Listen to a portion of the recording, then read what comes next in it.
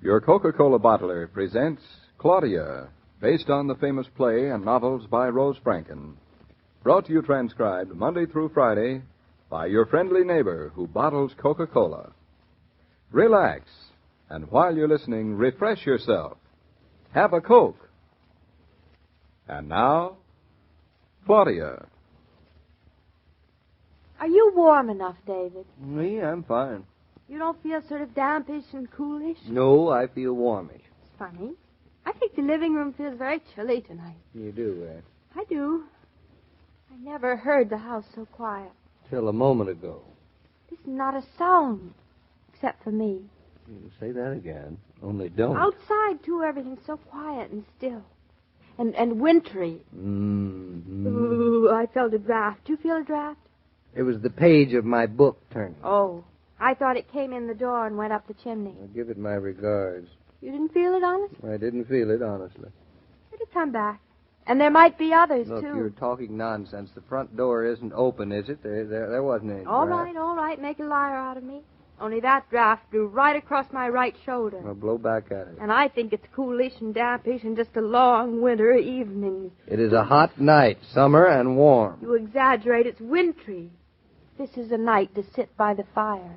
And tells sad stories of the death of kings. Death of what? Death of kings. Oh, what king? Any kings. Well, I'd rather talk about something else. I'd rather talk about the life of kings or about the life of us, because we is happy as kings. Mm-hmm. Now, where was I? You made me lose my place. Blame me, David. There was a draft. Well, close your mouth. It was an imaginary draft. Still a draft.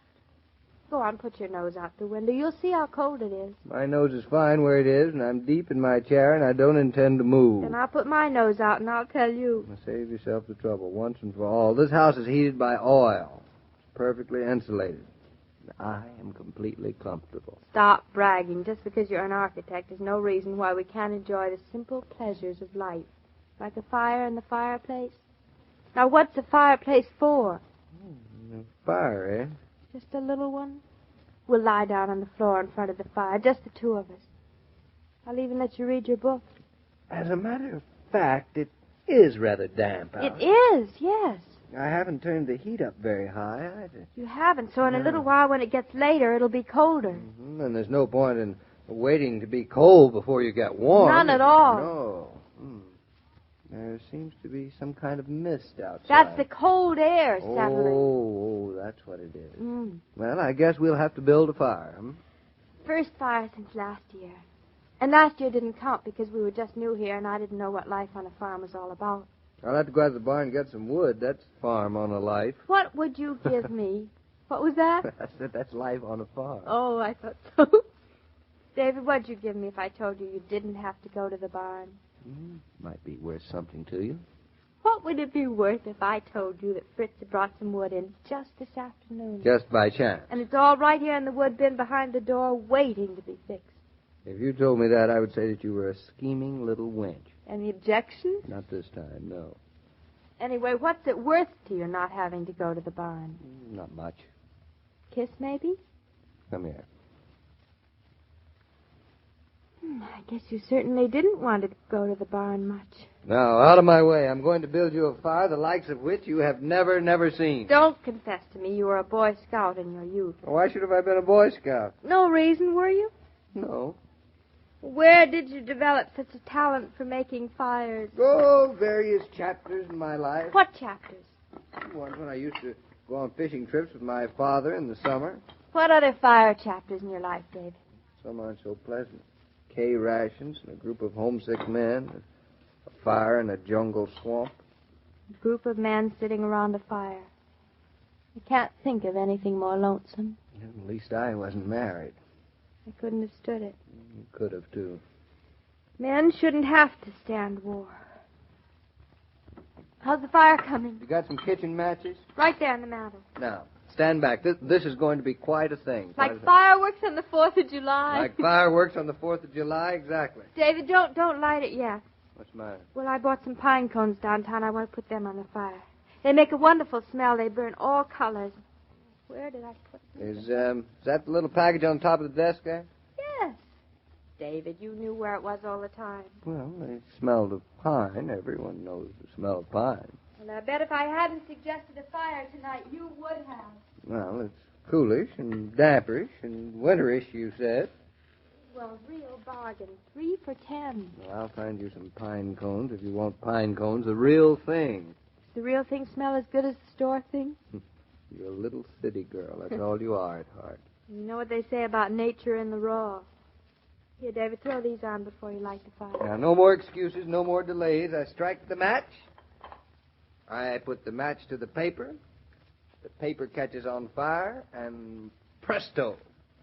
There we are, madame. You wish for a fire, you snap your fingers, and there it is. Beautiful. It caught on beautifully. David, you're a genius. I hereby name you Fire Chief. Fire chief, that's me. Hey, what's all the smoke filling up here? Did Fritz bring in damp wood? Did not. He brought in the wood he chopped last summer. You and he stored it away just for this. It shouldn't be smoking. Hey, my eyes are stinging. David, do something. I'll bet you forgot to open the flue. The flu? Now, don't try to act dumb. The flue. You mean that little business like a waffle iron in the chimney? Mm-hmm. That little business, did you or did you not open it? David, I can't be expected to remember everything. Out. Did you burn your hand, Out. darling? I'll survive. But see, I can't trust you for anything. I don't mind you blaming me because you forgot. I didn't forget. All right.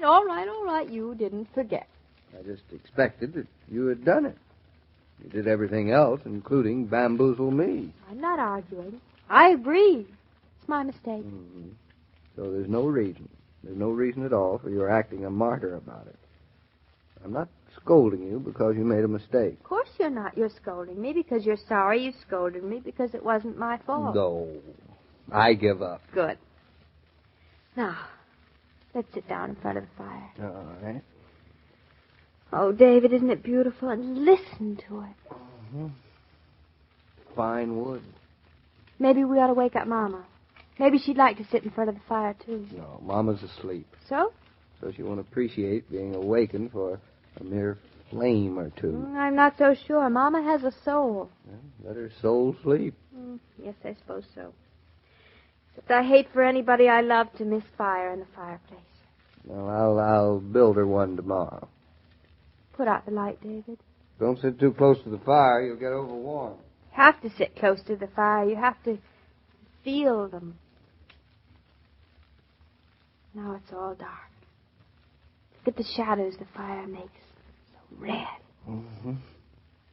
Say, those pines do smell like pines, don't they? Of course they do. They've been perfumed just for that. David. See the face of the man in the fire there? Over the log on the left.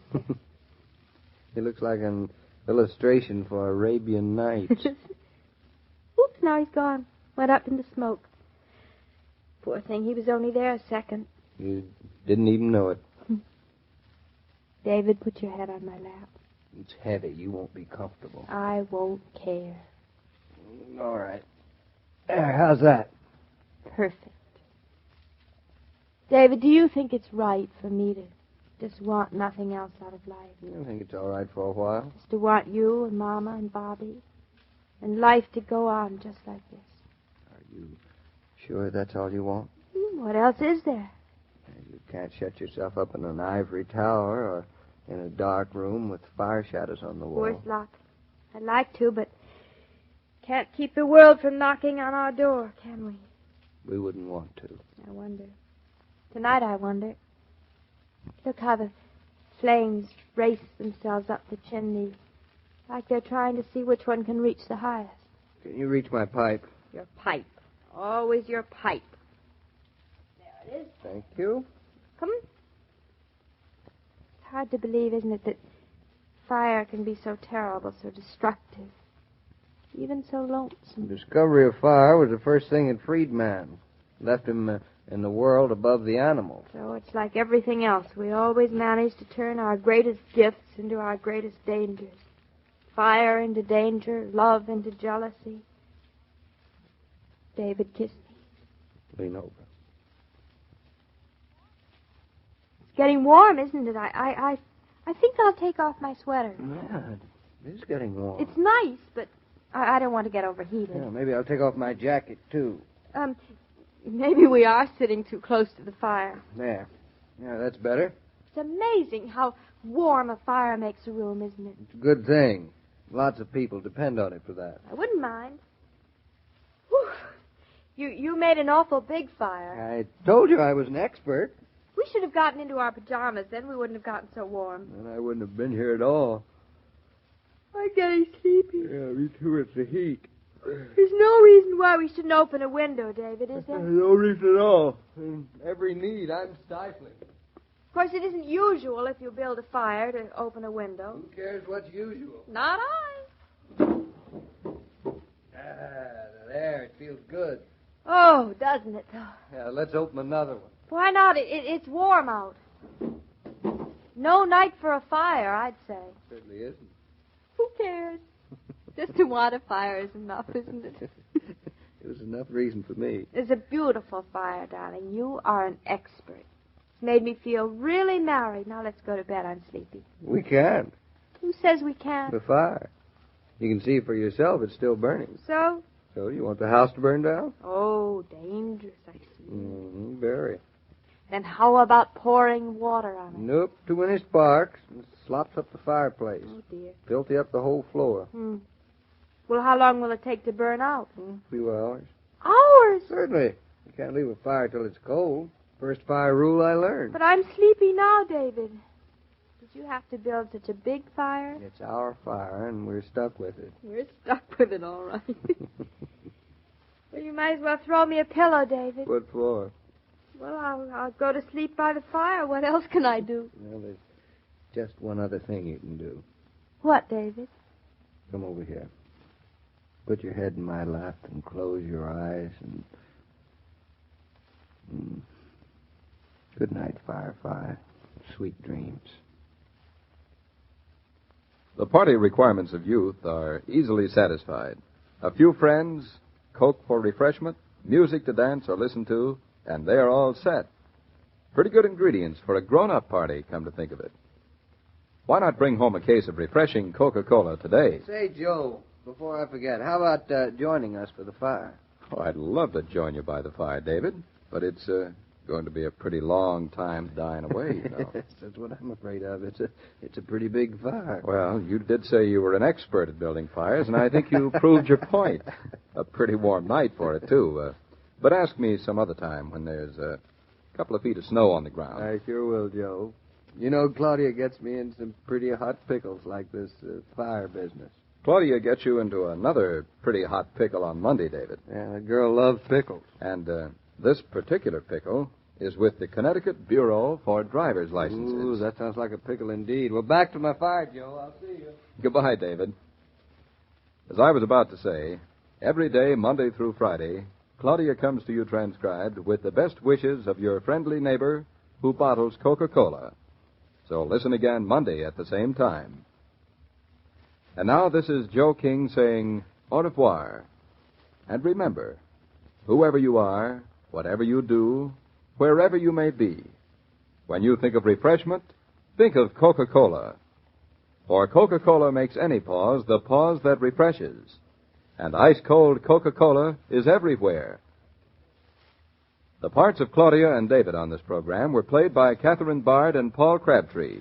The entire production is supervised and directed by William Brown Meloney. And now here's a word from your friendly neighbor who bottles Coca-Cola.